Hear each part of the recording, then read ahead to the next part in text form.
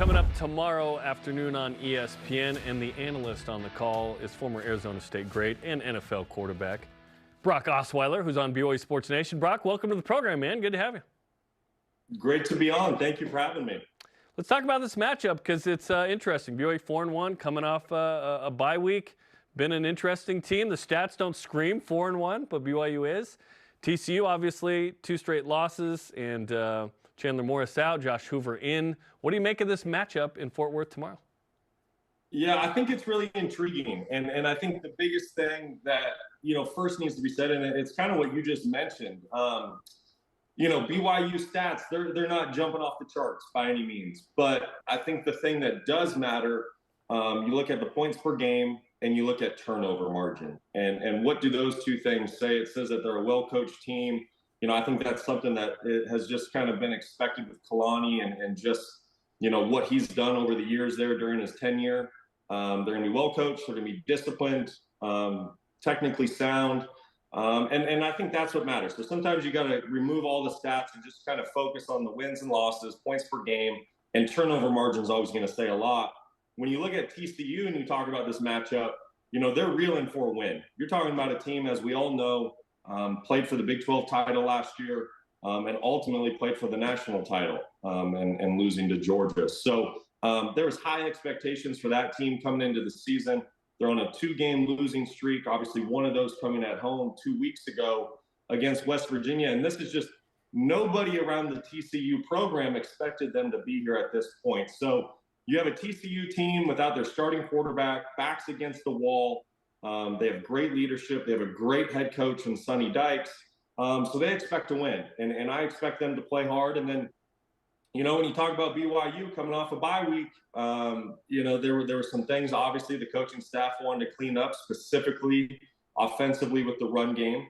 And so it's going to be interesting to see if those things did get cleaned up and if BYU travels on the road with their physical brand of football. It is wild that BYU is 4-1, and it has run for over 80 yards once. Like, the sustainability of that model is 0. But BYU's been able to take the ball away and create short fields, and they have an amazing punter in Ryan Rico. The average starting field position has been a big deal. So do you feel like those two things are takeaways in average starting field position are sustainable in the game tomorrow, because it feels like that's the model for BYU if the Cougars can't run the ball well? I don't think it's sustainable long-term as you talk about the entire Big 12 conference schedule, right? It's something that at this point it's got you to 4-1. I think good teams find ways to win when it's not always perfect, and that's what BYU's done. So they've shown that they can be a great team.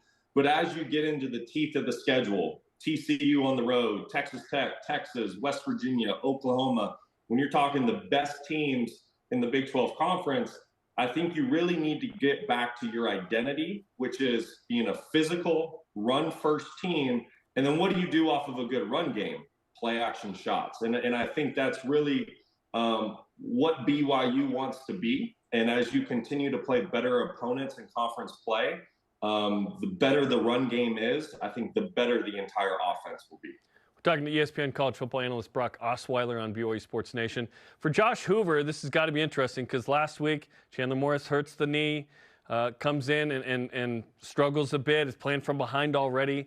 Now he has the first start and the first opportunity here. You would think that Imani Bailey is going to get more carries than he gets normally, but what do you think the focus is going to be like for him in a TCU offense that asks a lot of its quarterback, especially with that tempo? Yeah, Josh showed some really good flashes last week on the road in that loss to Iowa State. You kind of hit the nail on the head. He came in the game. He had an early turnover.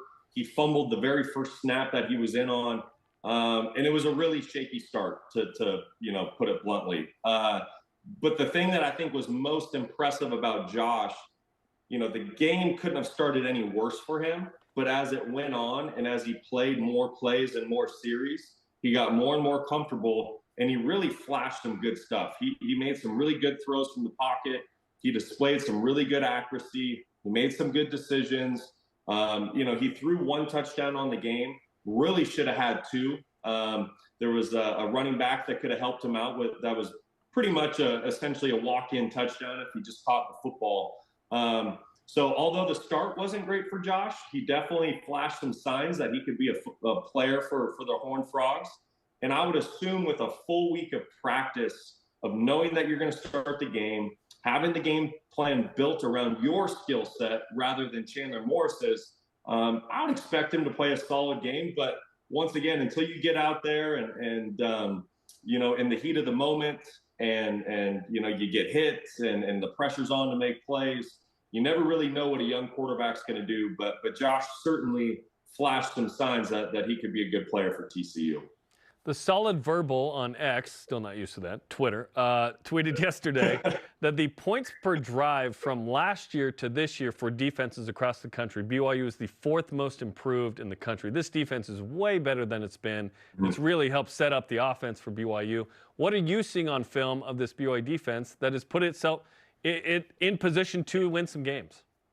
Yeah, I was really fortunate to be able to call your guys' bowl game against SMU last year in New Mexico. So I was able to digest a lot of film from last year's defense. And now flipping to this week's game, watching the defensive film, it really is a polar opposite defense. And why is the defense so different for BYU this year? It really comes down to one person. It's Jay Hill, your new defensive coordinator, coming over from Weber State. And it's the defense that he's implemented into your program. It's a very aggressive defense. It reminds me a lot of the year that we won the Super Bowl in Denver back in 2015, and our defensive coordinator was Wade Phillips. And Wade's whole deal was, we're going to play a lot of man coverage, cover one. We're going to get an extra safety around the box to help stop the run, and we're going to be aggressive. We're going to pin our ears back. We're going to play with our hair on fire. We're going to be tough, and we're going to be physical. And when I turn on the BYU defensive film under Jay Hill, that's what I see. I see a lot of cover one, man coverage. That strong safety comes down into the box because ultimately he's responsible for the tight end if he releases out into a pass route. But if he plays run, now you already have the extra box defender down in there to stop the run. You see a defense, playing with a lot of confidence. Tyler Batty, really jumps off on film. Your linebacking crew, Max Tooley, AJ. There's a lot of guys that stand out to me. Jacob Robinson's playing really good football for you guys. But it's ultimately the aggressive nature, the man coverage. And then Jay is really signaling something to offenses each week. He's saying, we're going to dictate how we want to play the game rather than being in a zone defense, playing on our heels. We're going to play downhill and come at you.